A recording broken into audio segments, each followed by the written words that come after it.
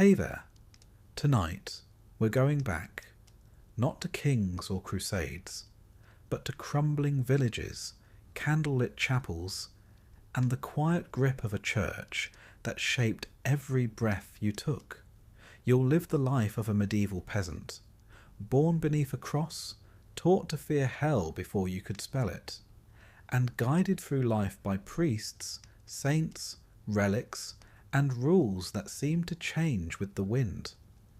If this kind of storytelling helps you rest, feel free to like the video and subscribe. But only if it truly brings you some peace.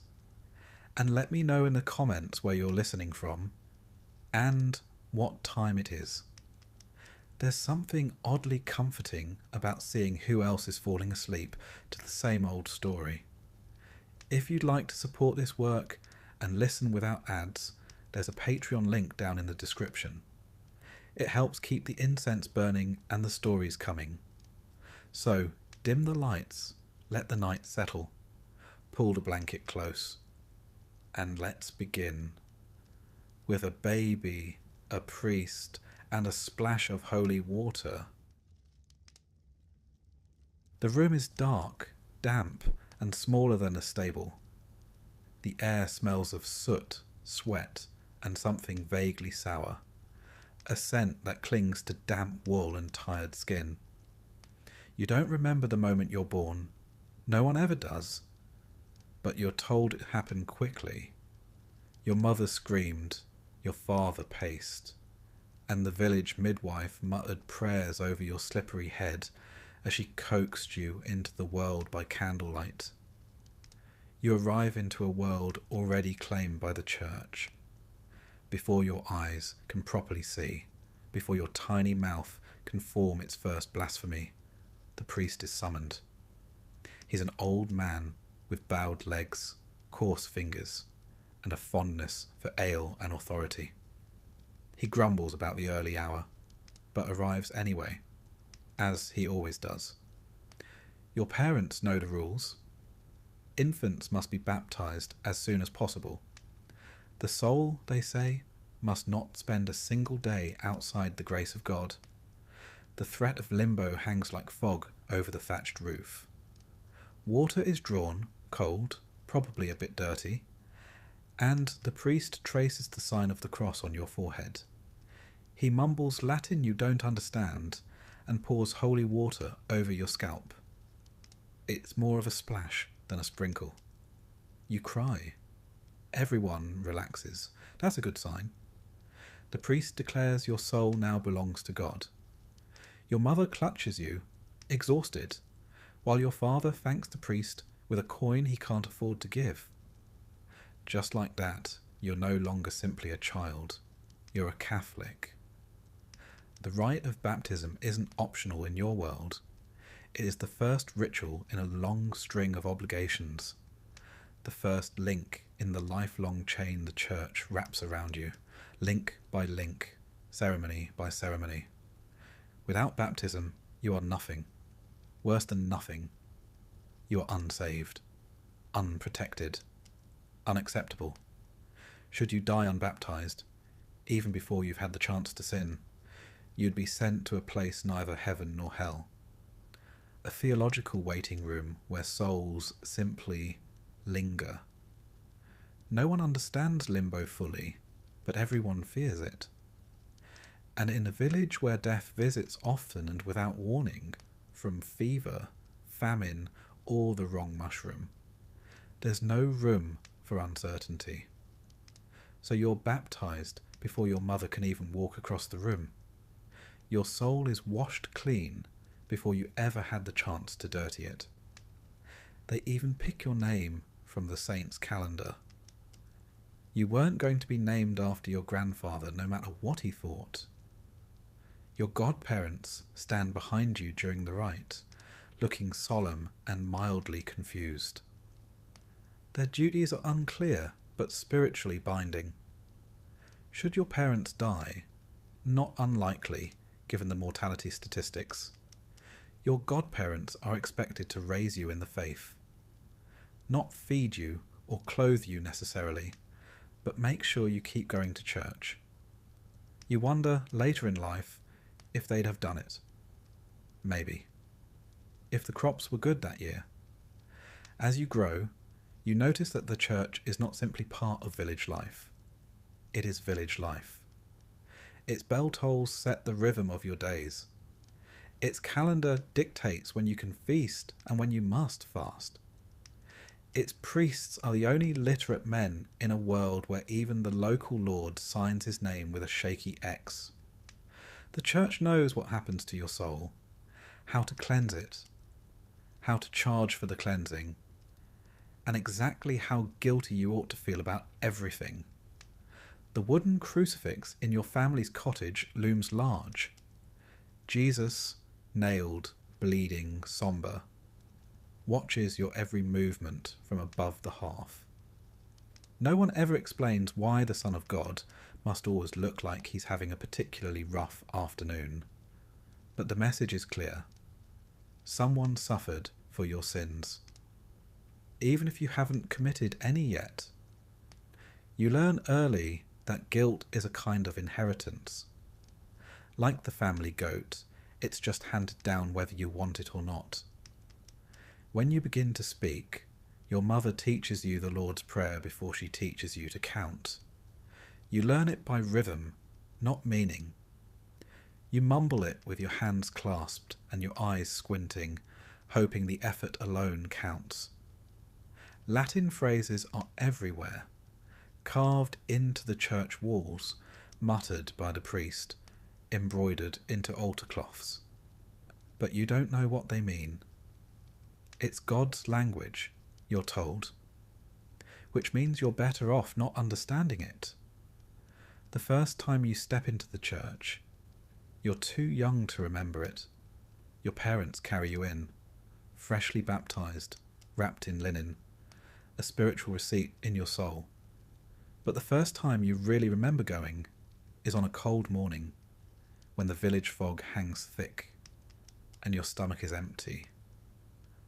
The stone church is cold, the benches are hard, and the priest is somehow both quiet and long-winded.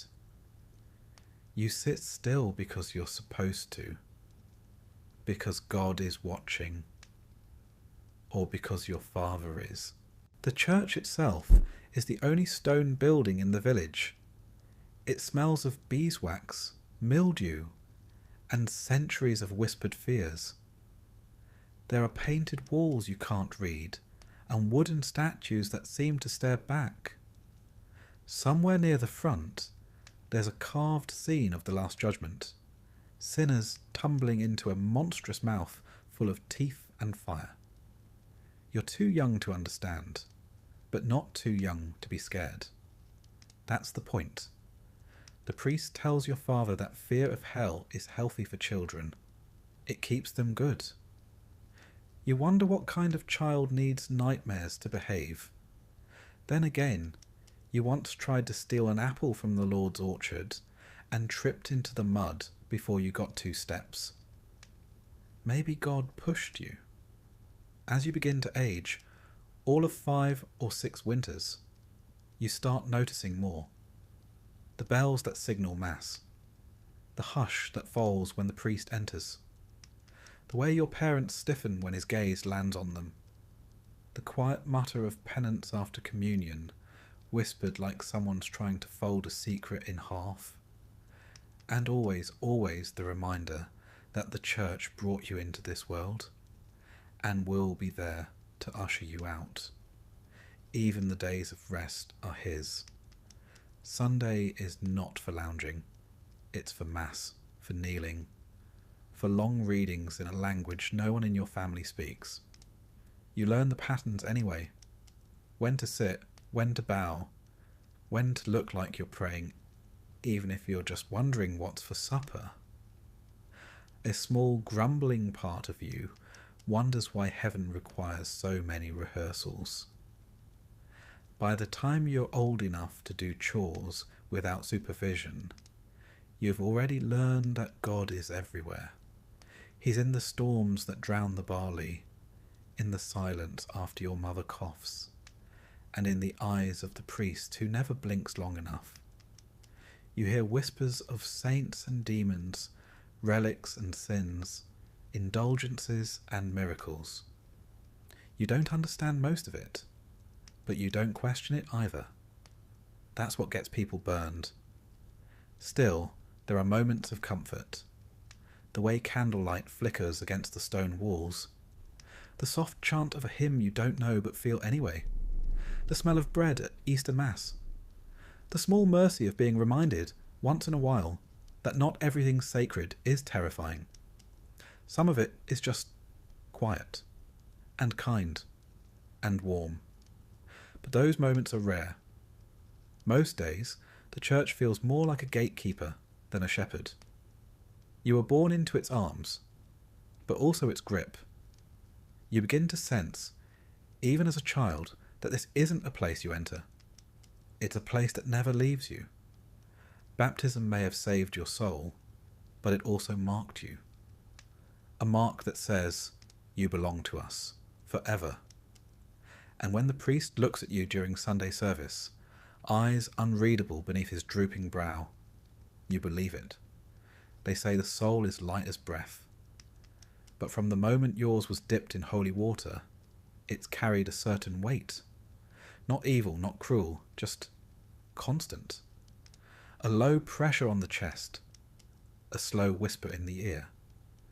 The church will guide you, judge you, punish you, and praise you, all in equal measure, and all from the moment you entered the world, born with nothing, baptized with water, owned by God. It begins with a mural. You're barely tall enough to see over the pew when your eyes first catch the twisted mass of bodies, flames, and teeth. Painted high on the wall, right above the altar, is a great gaping mouth, open wide, impossibly wide, with jagged yellow fangs stretching into shadows. Inside the mouth are people, hundreds of them, naked, screaming, clutching at each other, tumbling into the throat of a beast you've never seen in nature, but understand instinctively. This is what waits if you misbehave. Welcome to church. You tug on your mother's sleeve. She doesn't look. Everyone's facing forward. The priest's voice drones in Latin, a language that means something to God and absolutely nothing to you. But the painting makes its point without translation. Hell is real. It has a mouth, and you are precisely the right size to fit inside it. From that moment on, you see signs of damnation everywhere, in stone carvings, in stained glass, in wooden statues that seem to glare at you even when your eyes are shut. One particularly horrifying window shows a man being spit roasted by demons who look as though they're enjoying their work far too much. Another sculpture near the door shows a soul being weighed against a feather, with a scowling devil ready to pounce should things go poorly. You've never felt so heavy in your life. Fear, you quickly learn, is part of the service. Hell isn't just a place, and it's a presence, a looming possibility, a word that makes grown men flinch and children sleep with one eye open. The priest doesn't avoid the subject. In fact, he rather enjoys it. He preaches of it regularly, painting pictures with his voice that rival the frescoes in detail. Fire that doesn't consume, pain that never ends, worms that feast forever. Eternal suffering. All because you coveted your neighbour's goat or rolled your eyes at your mother's stew. You start keeping a mental list of your sins. It grows quickly. The church teaches that even thoughts can condemn you. A wicked idea, no matter how brief or harmless, stains the soul. So when you catch yourself daydreaming during Mass, or muttering under your breath when you're told to scrub the floor again, you panic. You begin to confess things you're not even sure are sins, just to be safe. Once, you admitted to feeling annoyed when your sister chewed too loudly. The priest raised an eyebrow and added an extra prayer, just in case. Children in the village whisper about hell as though it's a neighbour who lives just beyond the woods. They share stories in low voices, of gluttons who are force-fed molten gold, of liars whose tongues are nailed to tables, of thieves who are buried alive in pits of ash. You aren't sure which stories come from scripture and which from someone's older cousin, but it hardly matters. The images are sticky. They follow you into your sleep. And when you dream of fire. On feast days, mystery plays are performed in the village square. These are supposed to be educational, uplifting even. But somehow, they always end with someone being dragged to hell by a man in red robes and a mask with horns. The devil in these plays is often the best actor. He struts, he grins, he sings. He's the only one who seems to be having any fun. Until, of course, he drags a merchant or a wayward nun into a painted pit, and the crowd gasps and clutches their crosses. You do too. Every time. One year, a player collapsed mid-performance. Heat stroke, someone said, and the rumour spread that it was divine punishment. He had mocked the devil too convincingly. The priest didn't confirm or deny it, which, as you've learned, is his favourite way to say yes. The worst part is how normal it all feels after a while. Hell becomes background noise, part of the rhythm of life, like frost in winter or blisters in summer. You accept it the way you accept the Lord's taxes or the smell of damp straw. Of course there's a hell. Of course it's full of flames and teeth and regrets. Of course it's waiting. What else would be at the end of such a hard life? And yet, amid the fear, there's a strange comfort in the certainty of it all. The rules are clear. Obey, confess, tithe, fast, stay in line, keep your soul clean, or at least scrubbed semi-regularly. The path is narrow, the priest says, but it leads to heaven. And if you wander, well, the mouth is still open. You start to notice the economics of damnation. There's a price for nearly everything. Sins can be absolved, time in purgatory shortened, eternal fire postponed, all for the right donation. Indulgences, they're called. Forgiveness, available for purchase. The wealthier villagers clutch parchment certificates, declaring their sins absolved in advance. You've seen one man smile with relief after paying for a sin he hasn't even committed yet. That, you think, is planning ahead. Your family can't afford such luxuries. You give what you can. Eggs, a length of twine, once even your father's belt. The priest accepts each offering with solemn gratitude, then gently remind you that salvation is a lifelong process, not a one-time transaction. You nod, ashamed, and wonder whether anyone in your house has ever truly been forgiven. The fear sharpens with age. As you grow older, you understand more of the sermons, and they only deepen the dread. Eternal torment, outer darkness, wailing and gnashing of teeth. One day you ask your mother what gnashing means. She demonstrates by clenching her jaw and grinding her teeth slowly. You don't ask again. Punishments, you notice, are tailored. The lazy are made to labour forever. The proud are broken, the impure are exposed. Every sin has its poetic inverse. Every weakness becomes a weapon. It's almost elegant, almost beautiful, almost. Even your surroundings seem built to remind you of judgment. Gargoyles leer from the church roof, their twisted faces frozen mid-scream. The stone floor is always just a little too cold. The incense, sweet as it is, masks something older, a scent of wax and bone and centuries of confession. And then there's the painting. Always the painting. No matter where you sit, that mouth is there, waiting. Once, in a moment of rare honesty, you ask your father if he believes in all of it, the fire, the demons, the eternal part. He doesn't answer at first, just stares into the fire. Then he says, "It doesn't matter whether it's real. What matters is that we believe it is." You don't ask again. The priest says that fear is the beginning of wisdom, that hell is a kindness, really, a warning, a guide, a motivator, that without it people would sin freely, that with it we can be shaped into holy vessels.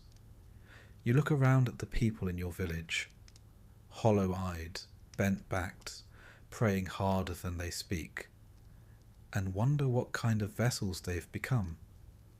There are moments when you feel brave, when the sun is warm and the bread is fresh, and the meadow smells like thyme, when you laugh with your sister or hear bird song echo through the trees.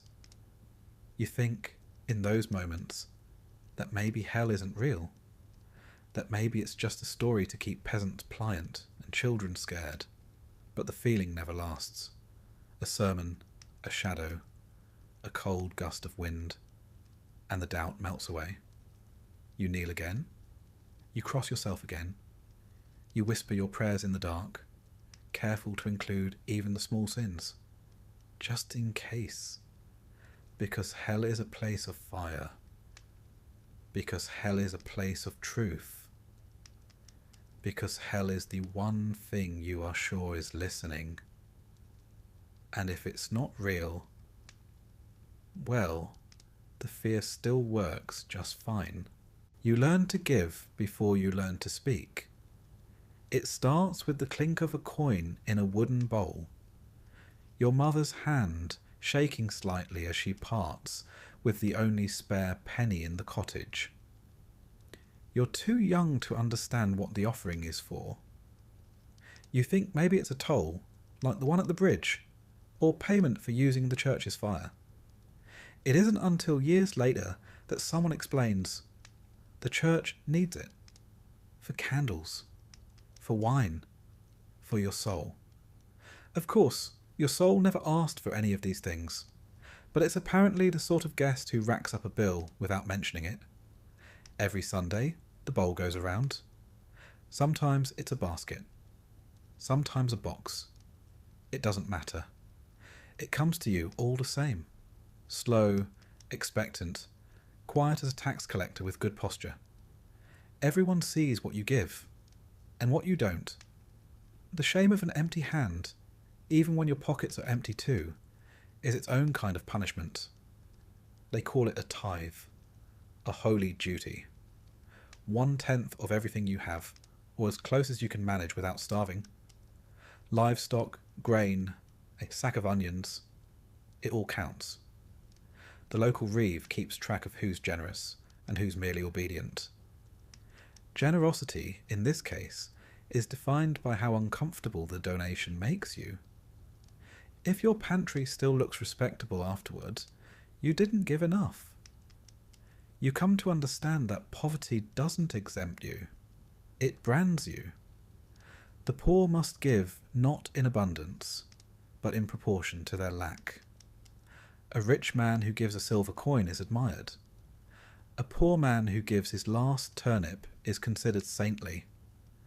Your family has learned to aim for something in between, respected but not canonized.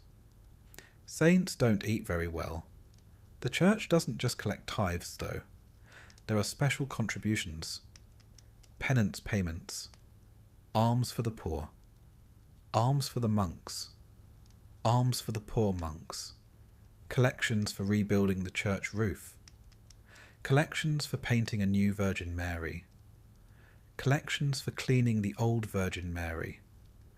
Every spiritual concern seems to have a matching fee. You suspect someone is keeping a very long tab. It doesn't stop at the doors of the church.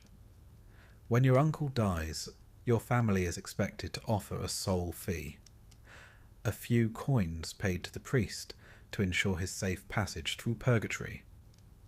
It's not mandatory, exactly, but no one wants to see what happens to an unpaid soul.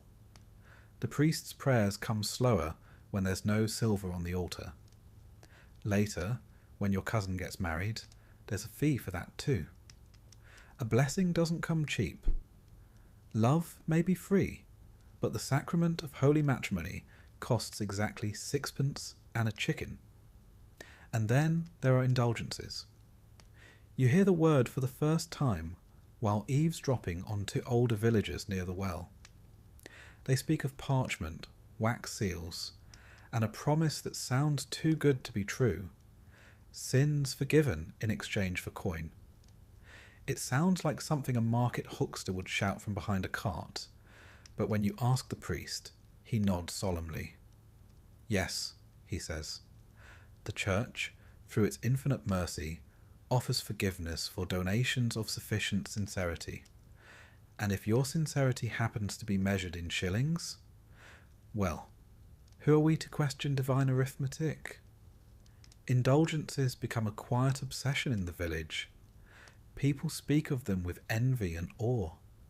A neighbour shows off his parchment like it's a relic, a declaration that his recent anger, gluttony, and unspecified travel behaviour are now forgiven. You can't read the Latin, but the seal looks official. He walks taller afterward. Your family cannot afford indulgences, but your father tries once, after a particularly severe illness, one that leaves him pale and shaking for days. He stumbles into the church with half a sack of barley and a carved token meant to resemble St. Cuthbert, though it mostly resembles a badger. The priest is polite. The offering is accepted. Your father says he feels lighter. He doesn't specify whether he means spiritually or because he gave away half his winter storage. You begin to grasp the logic. Guilt is a currency. Fear is an investment. And salvation is not unlike a transaction at the market. Everyone pays. The rich pay visibly. The poor pay painfully. The Church also knows how to sweeten the deal.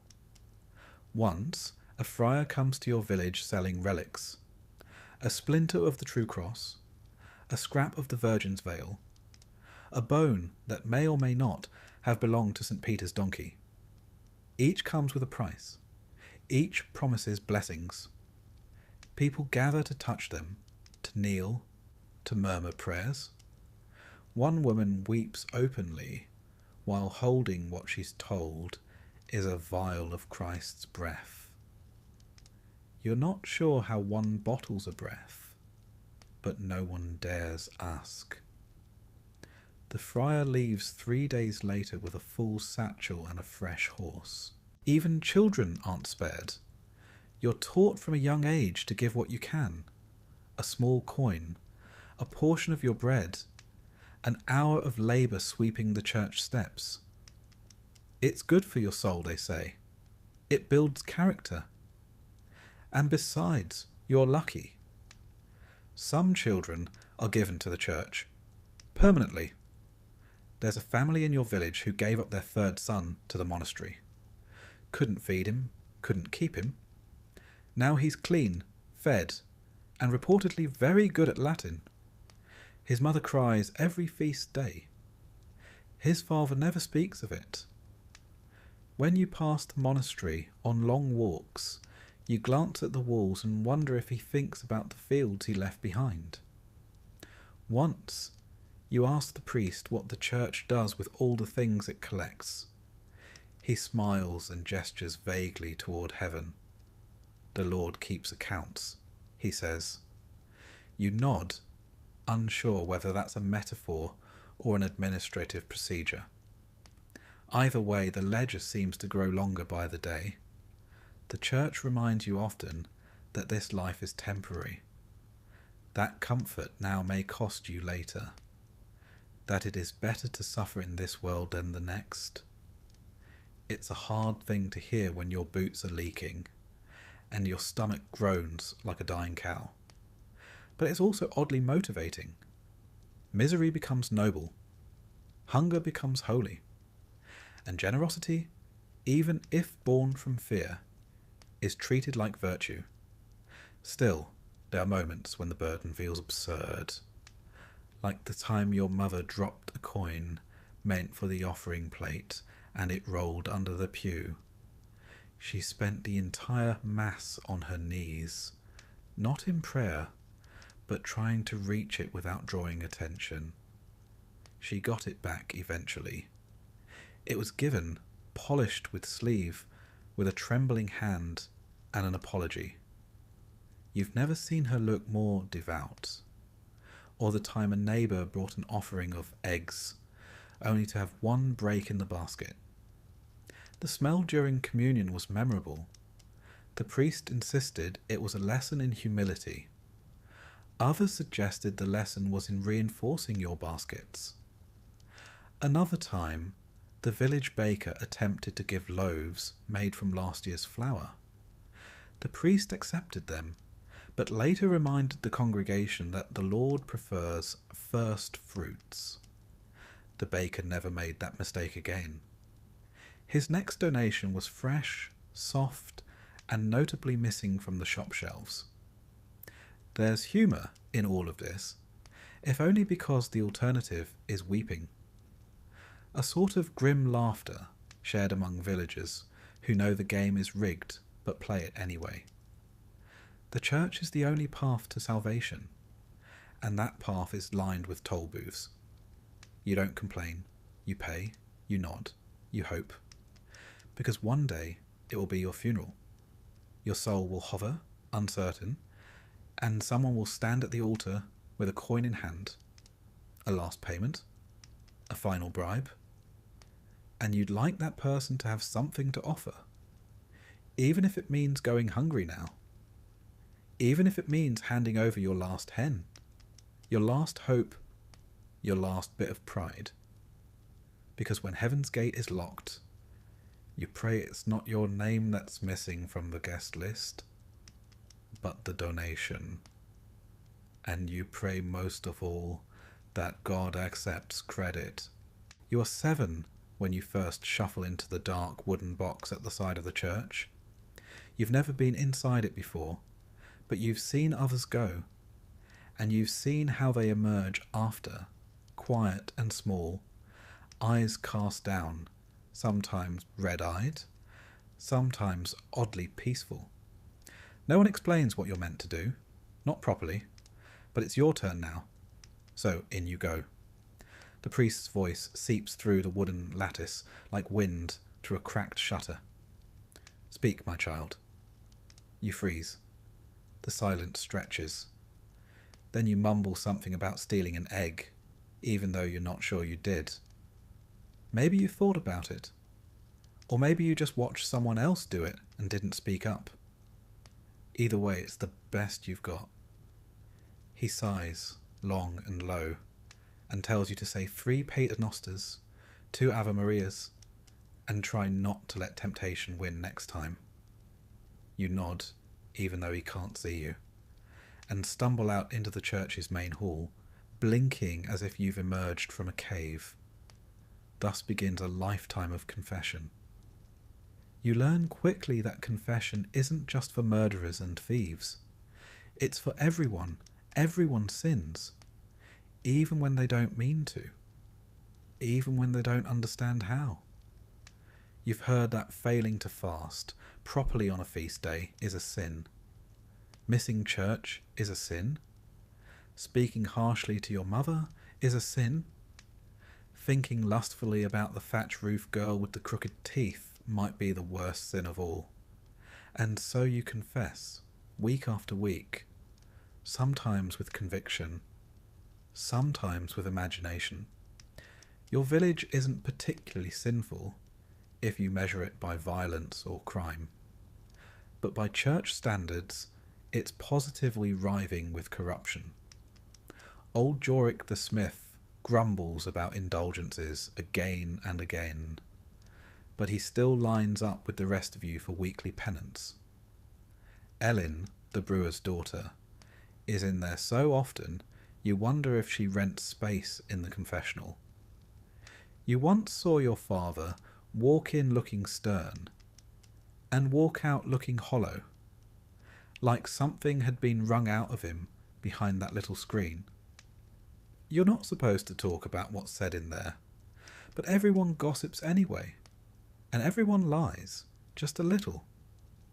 No one admits it, of course, but you know it happens. How could it not?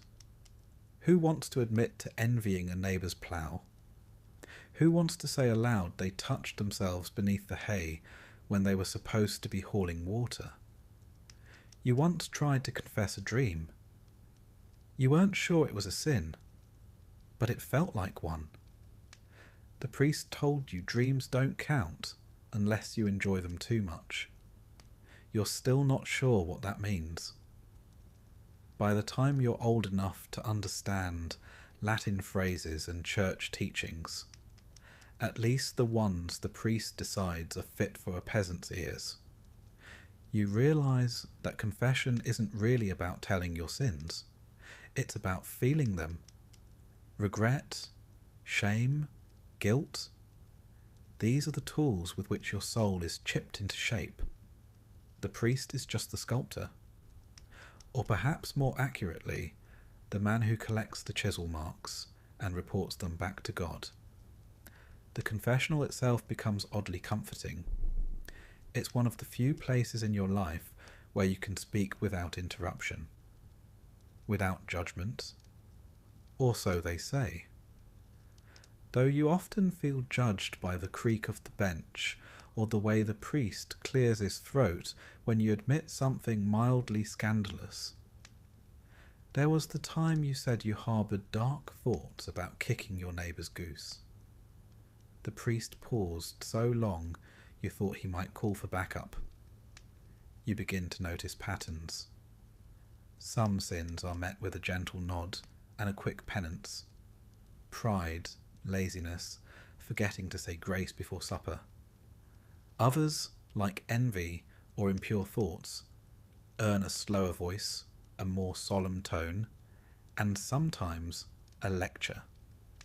Anything to do with lust is treated as though it personally offended the Virgin Mary herself. And then there are the sins you didn't even know were sins until someone else got punished for them. Gossiping during Mass. Using the Lord's name while chasing a runaway pig. Missing a fast day because you didn't know it was a fast day. Each mistake is a reminder. The Church keeps the rule book, and it's updated regularly. Sometimes you run out of things to confess. It's a quiet week. No one's died, no one's fought. You haven't stolen or lusted or lied. And so you start inventing small things. You claim you were impatient with your sister. You muttered something rude about a local monk. Once, you confessed to taking more than your share of pottage, even though you gave half to a dog with sad eyes. Better to confess something than nothing. Better to appear sinful than to risk appearing arrogant. That too is a sin. Over time, your relationship with confession becomes complicated. You wonder how the priest knows what sins are truly worthy of fear and which are merely frowned upon. You wonder what he does with all that knowledge. Does he forget it instantly, wiping it away like dust on a windowsill? Or does he store it, stacking each whispered guilt in neat little piles inside his mind? You know he's just a man. You've seen him nod off during homilies. You've seen his boots patched with leather like everyone else's. Once, you saw him drinking ale behind the sacristy, cheeks pink and eyes glazed, and you wondered if he had someone to confess to. Sometimes the confessional smells of beeswax and incense. Other times it smells of sweat and damp wool. Always it smells like something old and private, like a place too used to secrets. You hear rumours of public confession in bigger towns, of sinners kneeling before whole congregations, sobbing their sins to rows of judgmental eyes. You thank whatever saint looks after small villages that yours doesn't practice such humiliation. Not yet, at least. When you're older, you learn about penance that isn't just prayers. There are stories of men forced to crawl on hands and knees to the altar, of women forbidden from speaking for a week, of entire families made to give up a prized pig to atone for a single misdeed. The weight of sin, it seems, can be measured in livestock as well as sorrow. And yet, despite all this, the shame, the guessing games, the occasional creative embellishments, you keep going. Every week, every season, every year. Because no matter how tiresome it gets, no matter how repetitive or surreal or uncomfortable it feels to murmur a litany of personal failings into the ear of a man who once farted during Vespers, you're afraid not to. Because if you stop confessing, your sins will pile up. And if they pile up too high, they'll drag your soul down. That's what you're told. That's what you believe. And maybe, just maybe, there's comfort in the ritual. In knowing that no matter how muddy your boots, how flawed your thoughts, how foolish your heart, there's always a booth waiting and a man behind a screen who'll offer you a few words, a few prayers, and a chance to try again. Even if you're not sure what you did wrong in the first place, the miracle begins, as many do, with a whisper. You're out mending the fence that barely keeps the goats from eating your neighbour's turnips when word spreads. The statue of the Virgin in the chapel down the road has wept. Not just moisture, tears. Real tears, they say. Wet, glistening, human tears rolling down her cheek. You pause, squinting into the sun. Is it true? Does it matter? You feel your legs begin to walk before your mind catches up. In a village with few excitements and even fewer diversions, a weeping statue is cause for a pilgrimage, even if that pilgrimage is only half a mile. By the time you arrive, the chapel is crowded. Everyone seems to be leaning inward, craning necks, stepping on each other's toes for a glimpse of the miraculous. The air smells of hay, breath, and incense. Someone's lit a furrable, swinging smoke, like it'll help make sense of it all. You can't get close enough to see the tears yourself. A man swears they've dried up. A woman says she saw them with her own eyes, clear as spring water. Someone else says they weren't tears but blood. Another insists it was oil, sweet and fragrant like pressed olives from the Holy Land. The statue just stands there, as stony and unbothered as ever. Still, a miracle is a miracle. Whether you saw it or not hardly matters. The priest is already speaking about how it's a sign, a warning perhaps of sin in the village, or maybe a blessing for the faithful who've remained pure. It depends on the sermon. It always does. Miracles, you find, are rarely convenient things.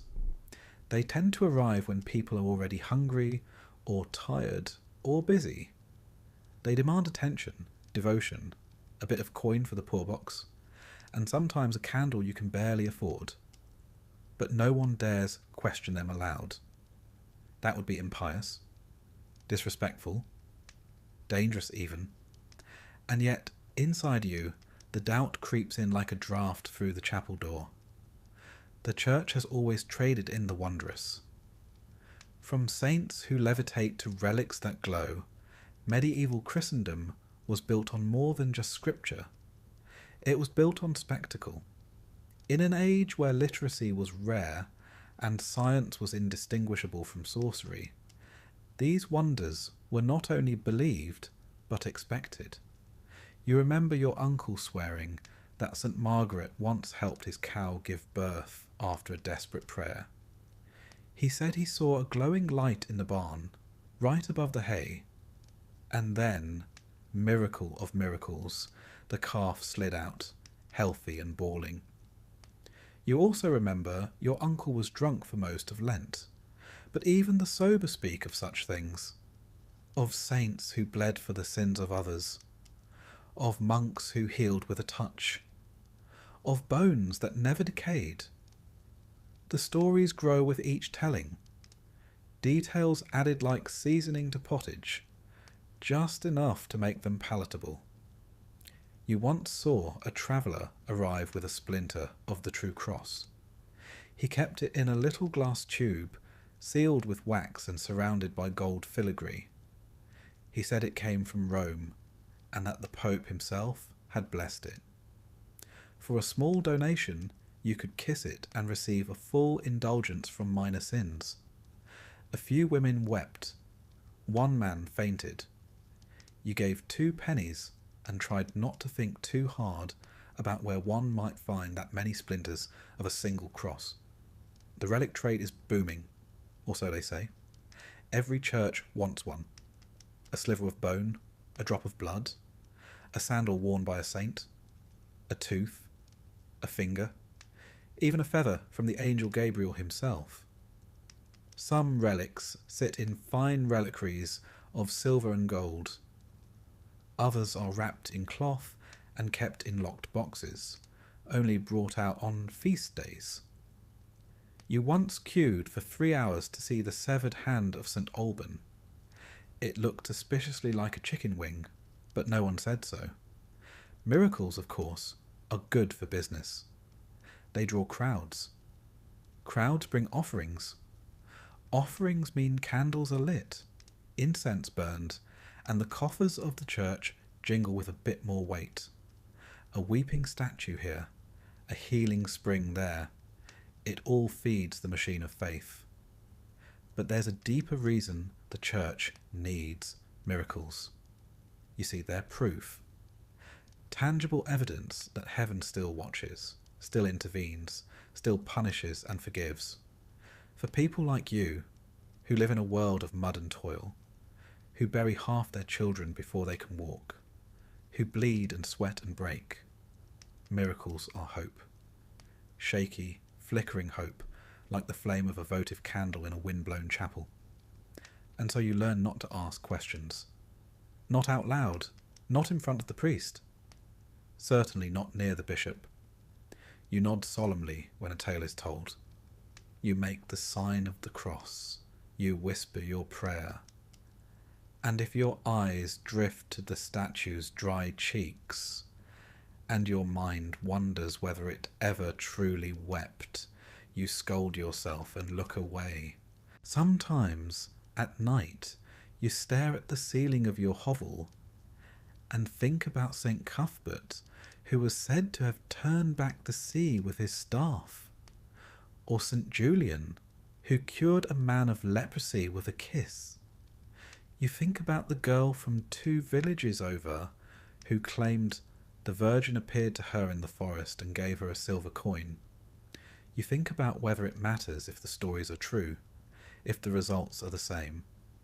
Because faith, you learn, is a kind of bargain. You give your trust, your labour, your coin, your children. In return, the church gives you meaning, structure, a path to heaven, and the occasional miracle to reassure you that it's all real, that your suffering isn't wasted, that someone, somewhere, sees you. Once, during a particularly bad year, the crops rotted, the rain came late, and your cousin died of something that made his skin blacken. You saw another miracle, or thought you did. A bird flew into the chapel during Mass, circled the altar, and then vanished. Vanished, not out the window or through the door, but right in mid-air. That's what you told yourself. That's what others said too. The priest claimed it was a sign from God. A good one, he said, and then he asked for donations. You gave a copper penny and a sideways glance. Later, while hauling water, you confessed to your neighbour that you weren't sure the bird vanished. Maybe it had flown into the rafters. Maybe you were imagining things. He didn't respond. Just gave you a look. A very particular look. And you realised it was better to keep such thoughts to yourself. Not long after, that same neighbour came down with a fever. His wife swore she saw St. Michael standing at the foot of his bed, sword drawn. He recovered. Slowly, but he recovered. Another miracle. You didn't say a word. Because in the end, doubt is a quiet thing. It doesn't shout, doesn't argue. It just sits beside you, unnoticed by most, like a tired dog at your feet. You may not feed it, but it's always there. And so you live with miracles. You nod and bow and cross yourself when they happen. You light your candles. You touch the relics. You listen to the tales of weeping statues, glowing bones, and saints who walk among the barley fields in the moonlight. You believe mostly. Enough to get by. Enough to sleep at night. Because even if the miracles are false, the hope they offer is real. And that, you think, might be miracle enough. You don't remember deciding to give your child to the church. Not exactly. There wasn't a moment with trumpets and candles where you handed him over like a loaf of bread on the altar. It was slower than that. Like water creeping through a crack in the wall. It just happened. The idea was planted early, when he was still small enough to sleep on your chest. Such a good child, the priest said one day. So quiet, so obedient. A soul like that would do well in God's house. You nodded, unsure what he meant. But the seed was sown. By the time your boy was old enough to feed chickens and trip over his own feet in the fields, the whispers were louder. "You've too many mouths," the neighbour said, not unkindly. "And the monastery needs novices." It was framed as kindness, as opportunity. One less child to clothe. One more soul aimed at heaven. A chance for him to rise above the muck. So you agreed. You said yes without ever really thinking no was an option. The day he left was overcast. Not dramatically, not like a storybook. Just grey. You dressed him in his best tunic, such as it was, and tried not to cry as you tied the belt. He asked if he'd be allowed to keep his wooden toy, the one you carved for him last Yule. You said no, the monks didn't allow toys. He nodded and looked down at the floor. The priest came for him at dawn. He smiled broad and warm, like this was a wedding instead of a goodbye. Your son walked beside him, small and silent, clutching a sack of bread and your wife's handkerchief. You told yourself it was the right thing. You told yourself it was God's will. You told yourself again and again that he would have a better life than you ever could. But it didn't feel like a blessing. It felt like loss. In the monastery, he would rise before the sun. He would chant psalms in a language he didn't understand, eat in silence, and sleep on hard boards with no fire. He would scrub floors, copy texts, and learn to fear sin in 50 new forms. If he was lucky, he'd become a monk. If not, he'd serve until his back broke and his hands curled with age, and then be buried beneath cold stone. You weren't allowed to visit. The church said detachment was holy. That love must be surrendered, like everything else. So you stayed away. But at night, when the wind howled through the cracks in your cottage, you whispered his name. You wondered if he was warm, if he missed your cooking, poor as it was, if he still remembered the lullaby your wife sang when the snow came early. Sometimes, late at night, you wonder what he dreams about now. Does he remember the village square, the feel of bare feet on packed earth, the sting of a switch when he teased the chickens? Or are his dreams filled with Latin verse and the echo of cloisters, dreams shaped by walls too smooth to climb and rules too numerous to question?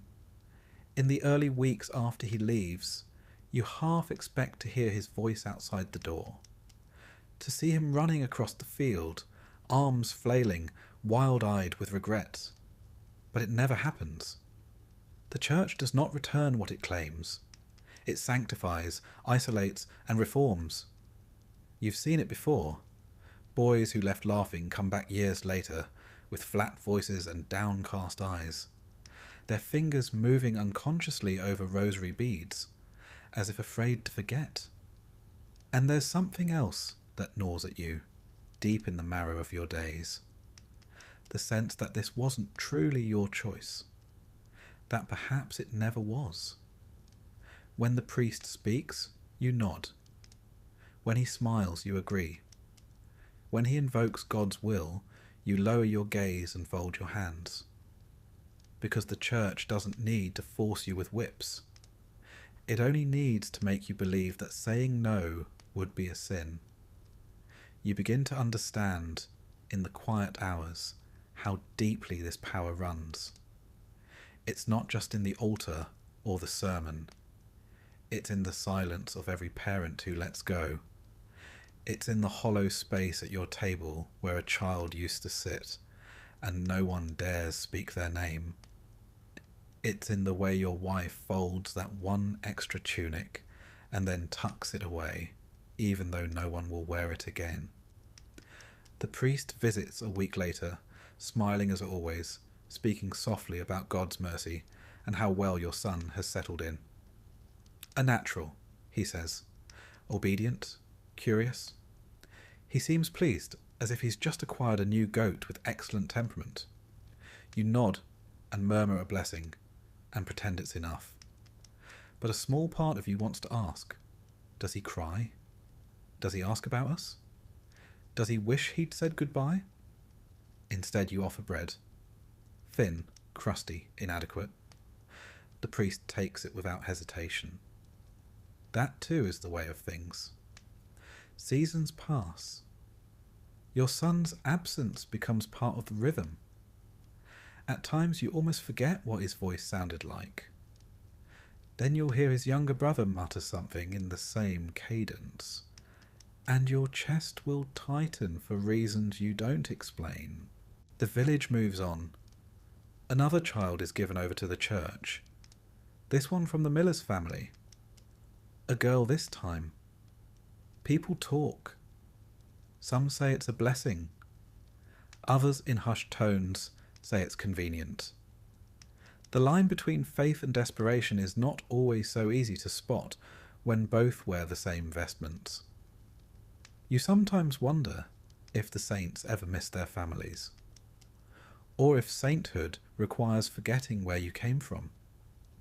And then, years later, perhaps 5, perhaps 10, a monk returns to bless the fields. He walks slowly with purpose, a man clearly not made for mud, but determined to walk through it anyway. You recognize the curve of his jaw, the set of his shoulders. But his voice is strange. It rolls like scripture, not like story. He speaks of God's bounty and the price of sin, and you listen, but your mind keeps wandering to a scar on his wrist. You know that scar. You remember when he got it climbing the old tree near the pond. He doesn't acknowledge you. He probably doesn't even know who you are. Or maybe he does, and that's worse. The church says it gave him a life of meaning.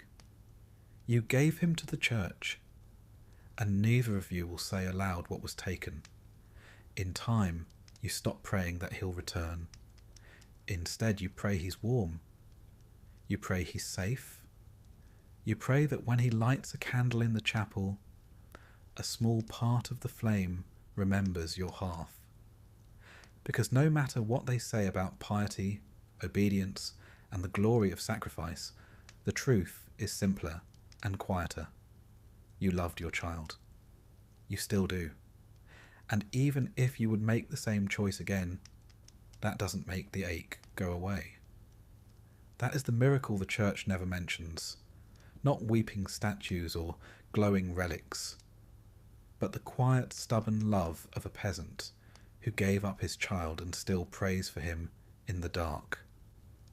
And despite all the incense, all the scripture, all the ritual and stone, that love might be the most sacred thing you ever held. The sun still rises, but it's no longer the clock you follow. Its path means less to you than the rhythm of bells from the chapel tower, the scent of incense drifting over furrowed fields, and the slow, inevitable crawl of feast days, fasts, and holy weeks that wrap around your life like ivy on stone. You don't think in seasons anymore. You think in liturgical colours. Time, for you, is not marked by the tilt of the earth or the smell of the soil, but by the church's wheel. Advent, Epiphany, Lent, Eastertide, Pentecost, ordinary time. Though nothing ever feels very ordinary. It begins when you're small. You learn your numbers by counting the weeks until Christmas. You track the year not by birthdays. Peasant children don't really have those, but by when the priest changes his robes from purple to white to green. Your mother prepares for holidays by hoarding eggs and stretching flour, not because of the equinox, but because the calendar says it's time for joy or penance. Every day is named for something: a martyr who was boiled, a saint who stared at a wall for 20 years, or a virgin who sang hymns until she was set on fire. You know these names by ear, not by book. You can't read, but you know when St. Swithin's Day has come, because that's when the sky opens up and doesn't stop raining for a month. Some days you're allowed meat, others only fish. Sometimes even fish is banned, and you chew hard bread with the reverence normally reserved for relics. If you forget which day is which, someone will remind you. Often loudly and with great enthusiasm, Lent is the worst. 40 days of fasting, fainting, and finding new ways to hate salted turnips. The church calls it purification. You call it involuntary gardening. No meat, no dairy, no fun. You learn to loathe the smell of leeks and the sound of your own stomach. Still, you keep the fast. Everyone does. Because if you break it, and word gets out, the priest might withhold absolution. And if you die without that, well, that's a one-way trip to eternal roastings, complete with pitchforks and screaming angels who are having a very bad day.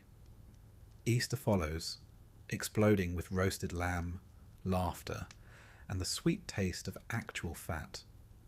You pretend the hunger was worth it. You smile and sing hymns, even though your jaw still aches from gnawing dried peas for a month. Then comes ordinary time, though there's nothing particularly ordinary about it. It's just what the church calls the long, saint-stuffed stretch between major seasons. There's always a new martyr to honour, a new relic to kiss, or a new processional banner to accidentally trip over. The church gives you purpose. Structure. You don't need a clock when you have bells. Morning Mass. Midday Angelus. Vespers. Compline.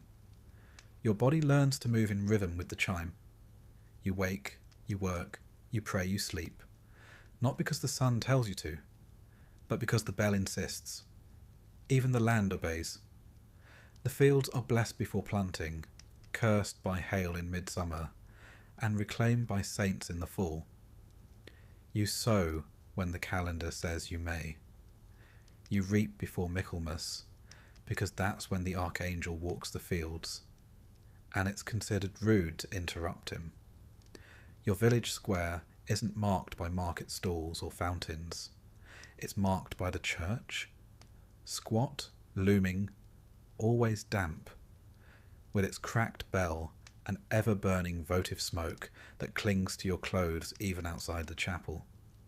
Inside that church, the year lives in colour and cloth, embroidered banners, fading frescoes, and holy days painted on the walls.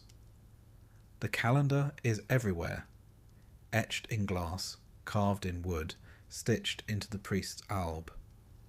You kneel beside your neighbours, whispering psalms, uncertain whether the words are Latin or just very confident mumbling. You know when to bow, when to cross yourself, when to fake a cough during a long homily. The feast days are the closest thing you get to a holiday. On St. Martin's Day, you roast a goose. On Candlemas, you light a taper and hope your house doesn't catch fire. On St. Agnes's Eve, the girls place bread under their pillows, hoping to dream of their future husbands, though the results are usually disappointing and a bit damp. And then come the processions. Long, muddy walks behind a statue of the Virgin, or a suspiciously heavy box that supposedly contains a saint's toenail.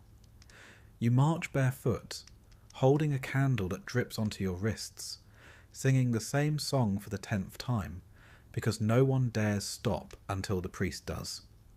Sometimes it rains. Sometimes the relic falls. Once it caught fire. No one blamed the saint, of course. Only the boy carrying it. He still limps. Marriages are timed by the calendar. Certain weeks are banned. Too sacred for dancing. You were married the week after Whitsun, because it was the only time left that year not already occupied by penance or plagues. Even death obeys the calendar. Funerals must be approved. There are days too holy for mourning. Your uncle died on Corpus Christi, and the priest insisted on waiting until Friday to bury him, claiming it was what God wanted. The smell suggested otherwise. Then there are the minor feasts, the ones so obscure they border on surreal. St. Bega's Day, the patron of cold hands. St. Fiacre's Day, protector of hemorrhoids. You celebrate them all because it's not worth arguing, and because the villagers enjoy any excuse to light a candle and eat pie. You live like this because it's safer. To ignore the calendar is to risk your soul. To forget a fast is to risk a scolding. To celebrate on the wrong day is to invite whispered rumours and suspicious glances.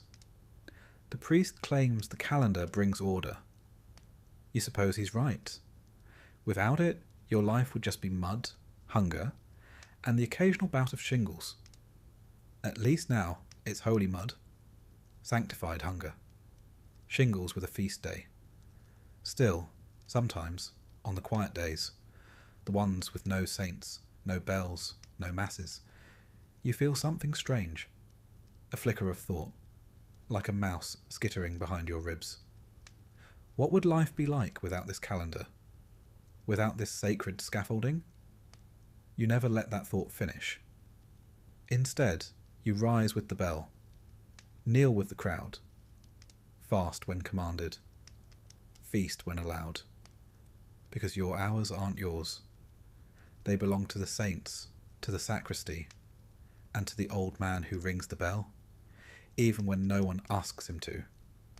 And in the stillness of Vespers, as the smoke curls toward the rafters, and your stomach reminds you it's another fast day, you hope, quietly and obediently, that it's enough.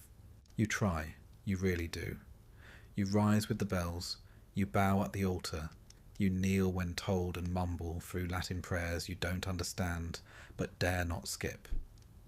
You cross yourself before meals, after sneezes, and once after a particularly upsetting dream involving Sister Agnes and a very large goat.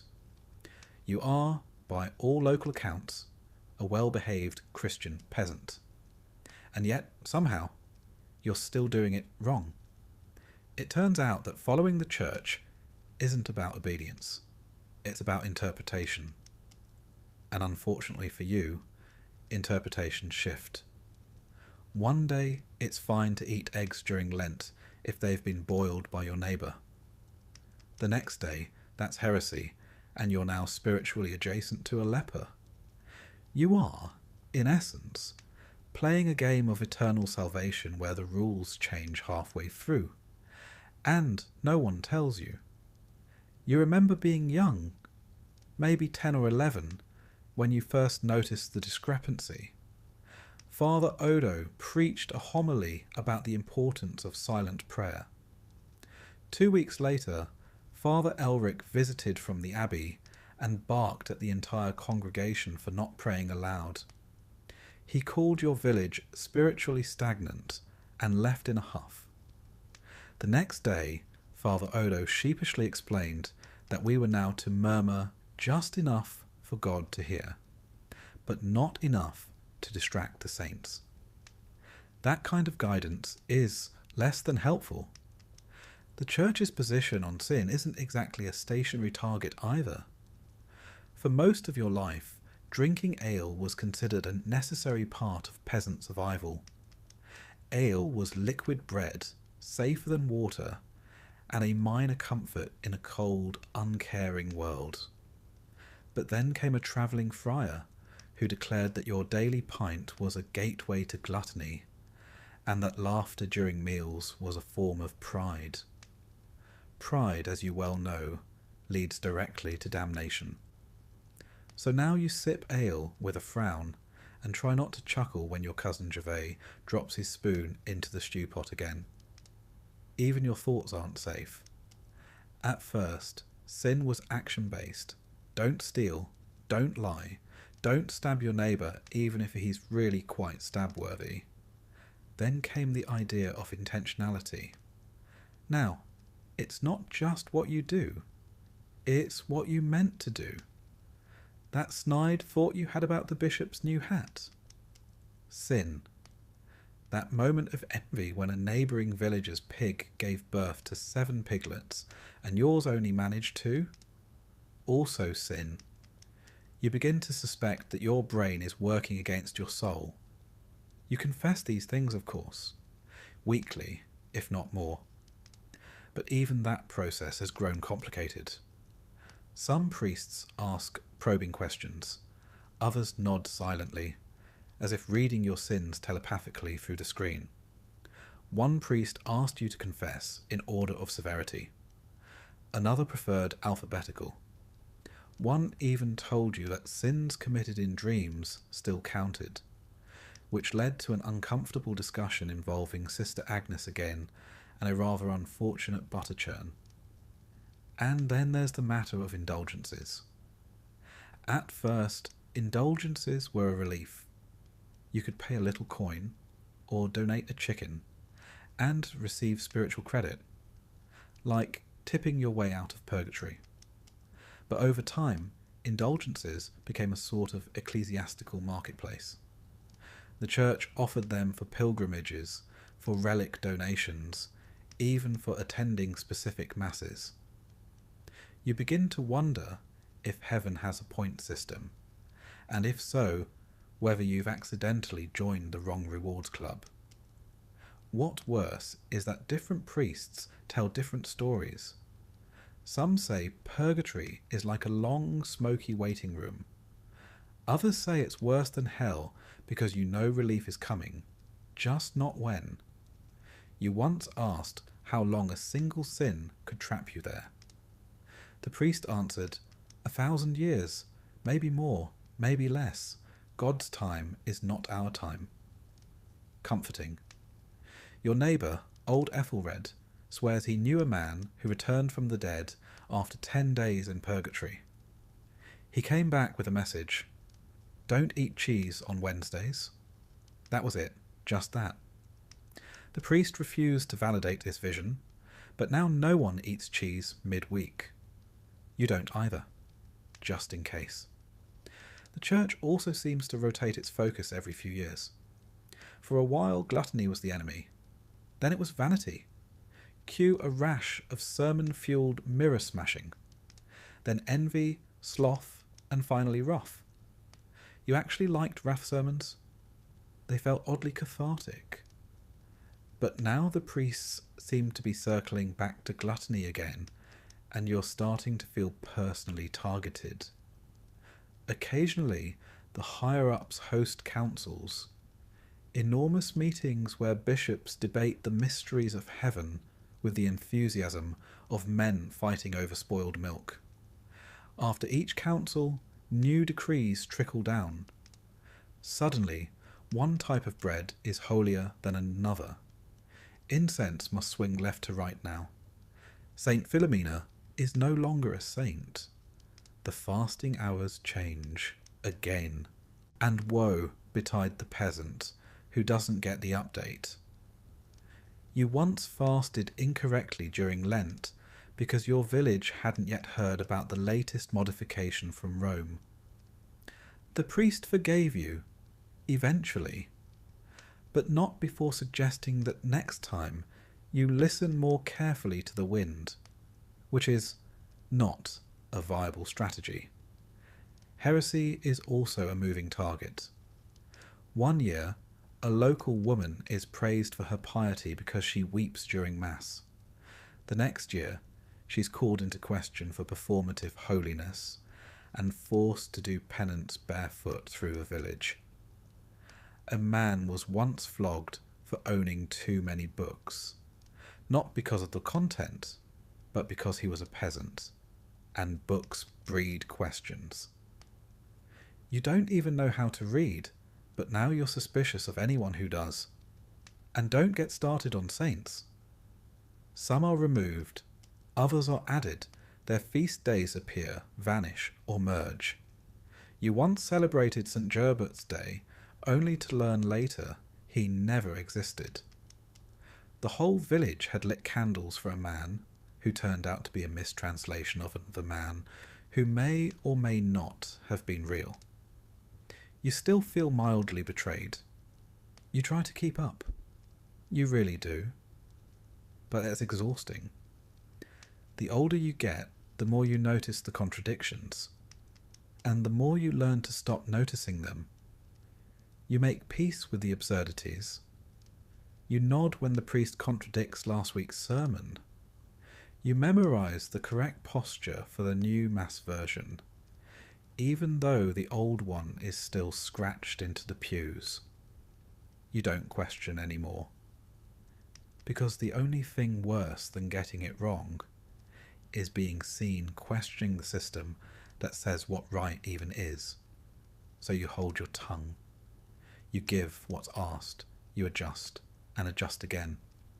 The path to heaven may be narrow, but it's also winding, overgrown, and full of signs pointing in different directions. And when someone, a child, a new villager, even yourself, asks why, you shrug. You don't know. You just do as the bell says. Because at the end of the day, the church may change its rules, but the final exam stays the same. And you'd rather be over-prepared than surprised. You have always known that in your world, wealth is measured not just in coins, but in contributions to the church.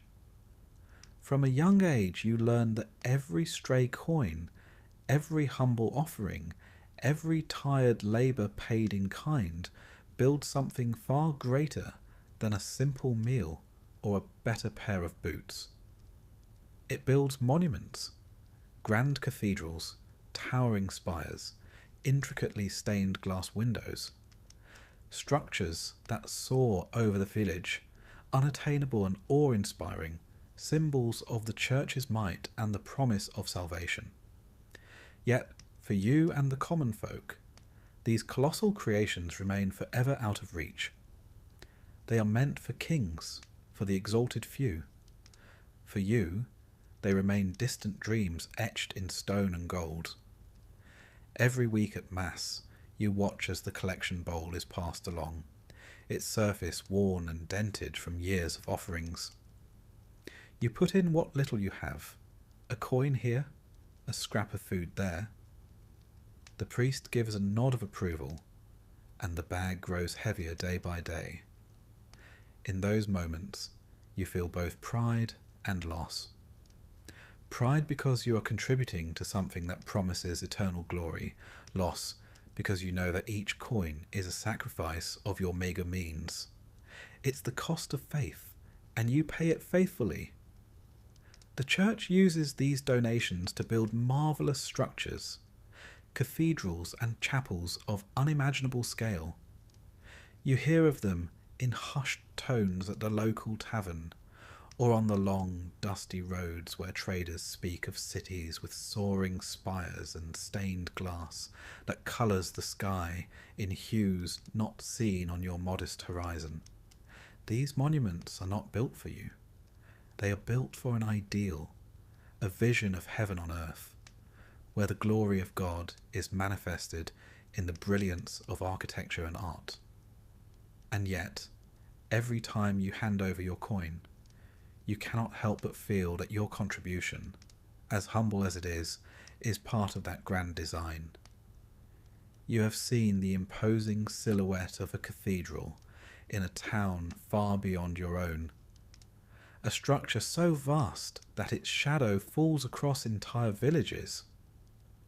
The walls of that cathedral are said to be adorned with intricate carvings depicting angels, demons, and scenes from biblical history.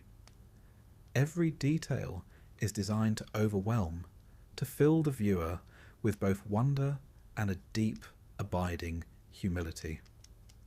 Though you know your own village church is modest, its pews creak, its windows are small, its stained glass often more chipped than colourful, you cannot help but marvel at the possibility. You offer your coins, not only because you must, but because you believe that in time, your modest offerings contribute to something greater than yourself. Yet, despite this grand promise, the monuments remain forever beyond your reach. You never step inside that vast cathedral. Its doors are always closed, guarded by centuries of tradition and the unyielding presence of wealth you can only dream of matching. The church builds these monuments not as open houses for every soul, but as places of pilgrimage for the faithful, places to be admired from afar, revered as symbols of divine power and human aspiration. The money you contribute fuels this construction, but the very nature of it keeps you out. The cathedrals are for those deemed worthy, for those whose names are inscribed in the annals of history by virtue of their status. And you, a humble peasant, are meant only to admire them from the shadows. Sometimes you catch a glimpse of one of these grand cathedrals rising in a distant town. Its soaring spires pierce the sky, its bells echoing like the heartbeat of a mighty force. You walk along the dirt roads, feeling the weight of each step, knowing that every inch of that edifice represents a sum of donations many times larger than what you've ever managed to give.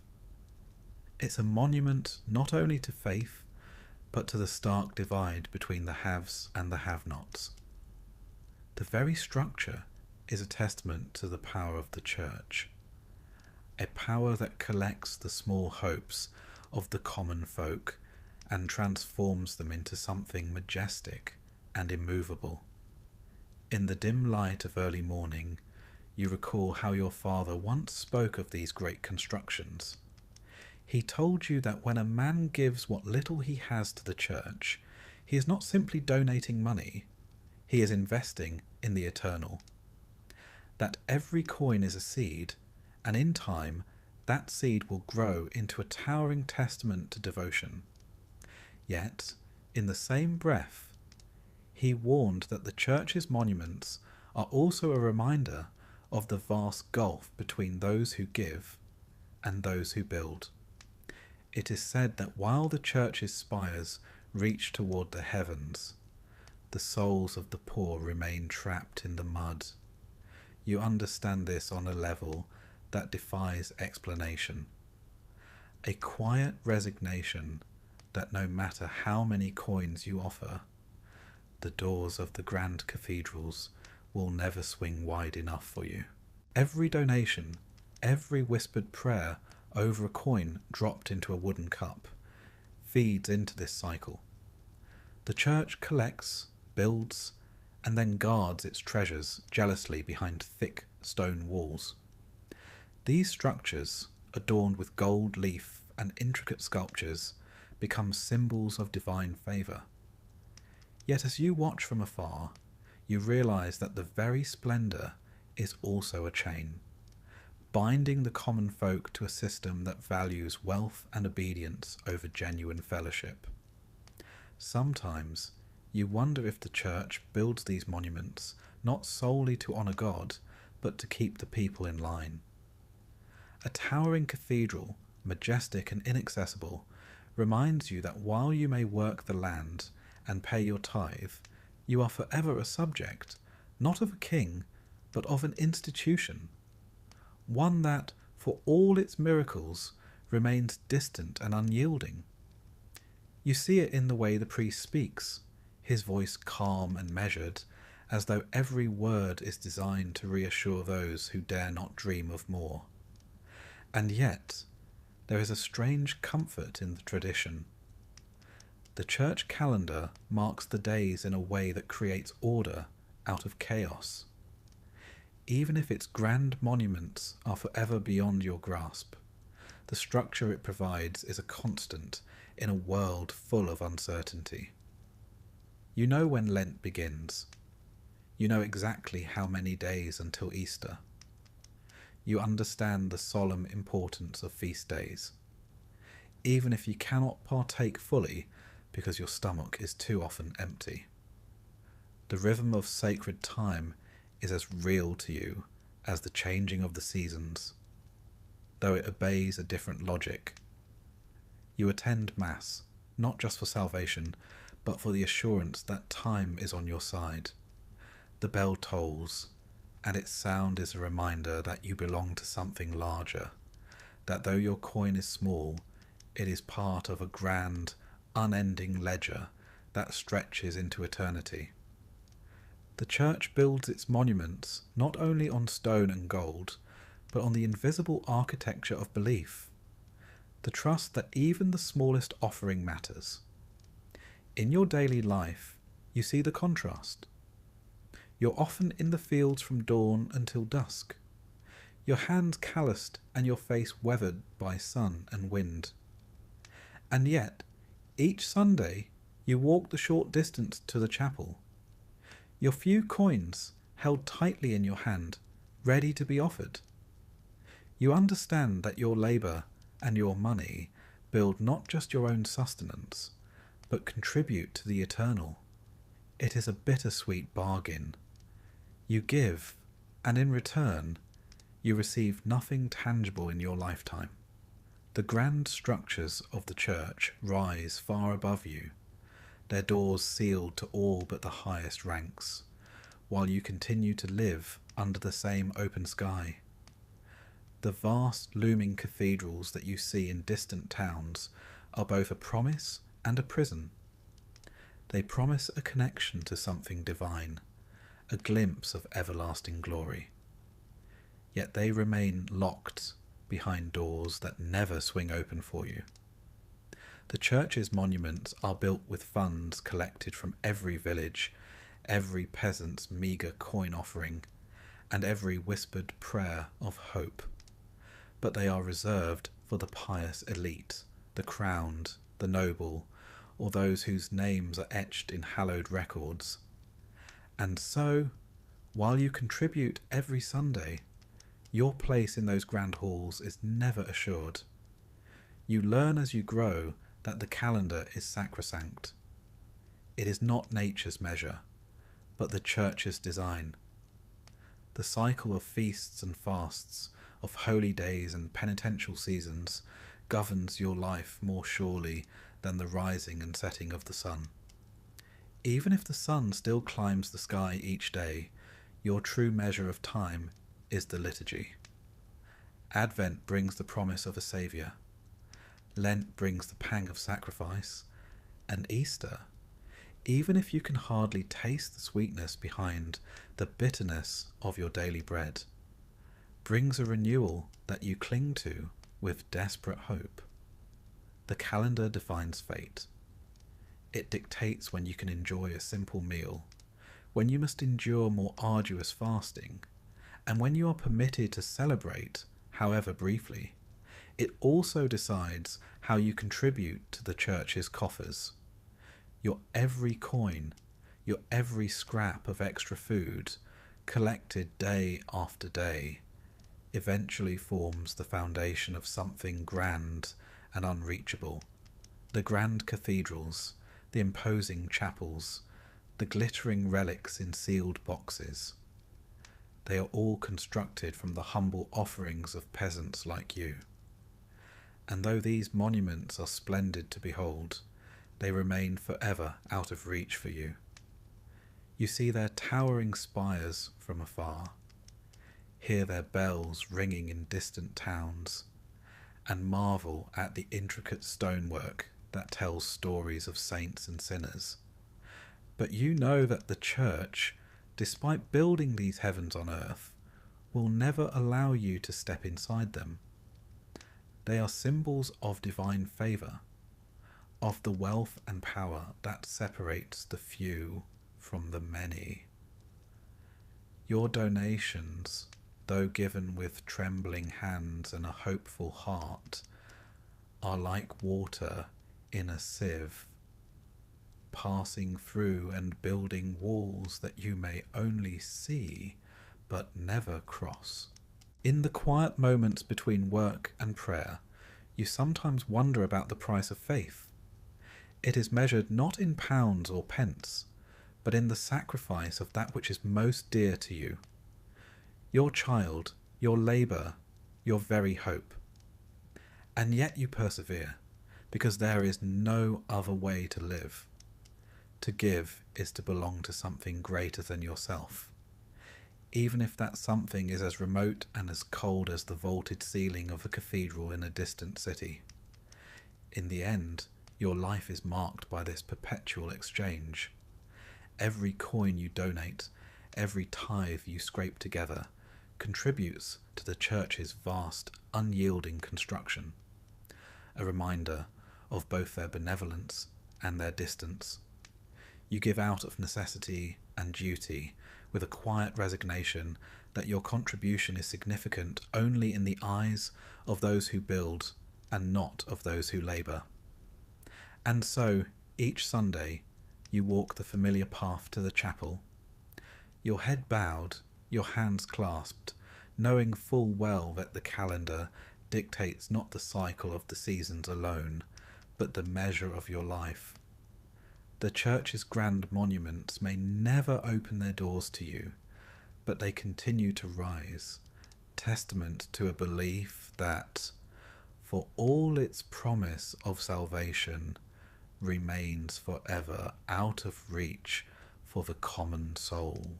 It begins with a cough. Not much at first, just a dry rattle in your chest that doesn't go away. Maybe it's the cold stone floor or the damp straw mattress. Maybe it's just age, finally creeping into your ribs. Either way, you start coughing more often and longer, until it wakes your wife, until the children listen at the door, until the priest is called. He doesn't say you're dying, not outright. He calls it the season of reflection, which is a church word for get your soul in order. You lie on your bed, thin as a spindle and twice as brittle. The thatch roof above you leaks in 3 places, but no one bothers to patch it now. Rainwater beads on the edge of your wooden bowl, collecting in time with the drip behind your left shoulder. There's no fire. You're too weak to gather wood, and no one wants to leave your side. Not when the coughing's grown that deep. Your wife, who once carried 2 buckets up the hill without pausing, now holds your hand like it's made of glass. Your son kneels by the bed, lips moving soundlessly through a prayer he learned by rote, too young to understand, and too scared not to say it. The priest arrives at dusk. He smells of wet wool and candle smoke, and his face has the soft exhaustion of someone who's seen too many last breaths this week. He lights a small taper and places it beside you. The candlelight flickers against the wall, dancing across the soot stains and cobwebs like a final benediction. It's time for the last rites. He begins with the litany of saints. You try to mouth the names, but your tongue doesn't keep up. Augustine, Benedict, Agnes, Lawrence, Cecilia. You recognise them like distant cousins at a feast. Vaguely familiar, deeply out of reach. He anoints your forehead, your hands, your chest. The oil smells like bitter herbs. He murmurs Latin words meant to open the gates of heaven. You focus hard, hoping God is listening, and that he's not in one of his more vengeful moods. Outside, the village goes on. A cow moans somewhere. A child cries. Someone's hammering a cartwheel with unnecessary enthusiasm. Life continues just far enough away that it hurts. The priest offers you a crucifix. You clutch it like a lifeline, knuckles white against the worn wood. You've touched this shape 1,000 times. In church, in prayer, in fear. Now you cling to it as if it might drag your soul upward through sheer familiarity. He whispers a final blessing and closes his book. There's nothing more he can do. And now, you wait. You'd think dying would be dramatic. Trumpets of the soul. Angel choirs. Something to mark the moment. But really, it's just more silence. A long, slow quiet that settles over your bones like dust. You drift. Memories rise like smoke. You see your mother lighting a candle on All Saints' Day. You see your child's baptism. The priest fumbling the holy water while your baby wailed like a war horn. You see yourself years ago, standing barefoot in the mud outside the church, staring up at the stained glass window of Christ in judgment, wondering whether you'd be found wanting. You think of sins, not the grand ones. You've never killed, never blasphemed, out loud, never stolen anything worth locking away. But still, they add up. The lie you told about your neighbour's barley yield, the meat you ate during Lent, just once, but greedily. The thoughts you had during sermons when your mind wandered somewhere it shouldn't. You confess them. You think. Most of them. Probably. You think of purgatory. A place between places. A long hall of smoke and regret where your soul gets scrubbed like laundry before it can meet the divine. Some say it lasts days. Some say centuries. One man claimed to have returned from it, just briefly, and said it smelled like burning hair and wet stone. You hope he was exaggerating. Your wife presses a cloth to your forehead. It's damp. Her hand lingers a moment too long. Not because she's trying to comfort you, but because she's afraid to let go. The priest steps outside to tell the village. You hear his voice, low and practiced, saying words you can't quite catch. You know the ritual by heart anyway. Someone will toll the bell. The women will begin baking the burial loaves. A grave will be dug, not too deep. The ground is hard this time of year. There will be a mass, maybe 2, if your wife can afford the second. Your name will be said aloud, then folded into silence. A life summarized in 4 syllables and 1 candle. If you're lucky, someone will remember to light another for your soul next year. You wonder what death looks like. The church says it's a passage, like stepping through a veil. There's judgment, of course. A great book, a balance. St. Peter, possibly, though no one's quite sure what he actually does. You imagine your soul as a flickering wisp, standing in line behind 1,000 others, all waiting to be sorted like sacks of barley. What if you don't make it? What if the weight of your sins, however small, tips the scales the wrong way? What if your final confession wasn't complete? What if you died thinking of the wrong thing? They say your last thought matters, that whatever fills your heart in that final breath echoes into eternity. You try to think of Christ, of mercy, of golden gates and angels with wings made of light, but it's hard.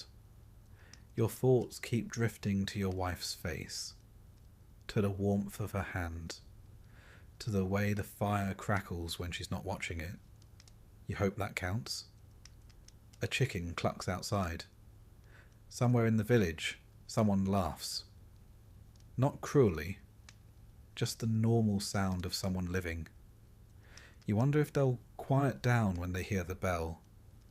You wonder if they'll stop for a moment, say a prayer, or if they'll just keep walking, kicking dust and muttering about the weather.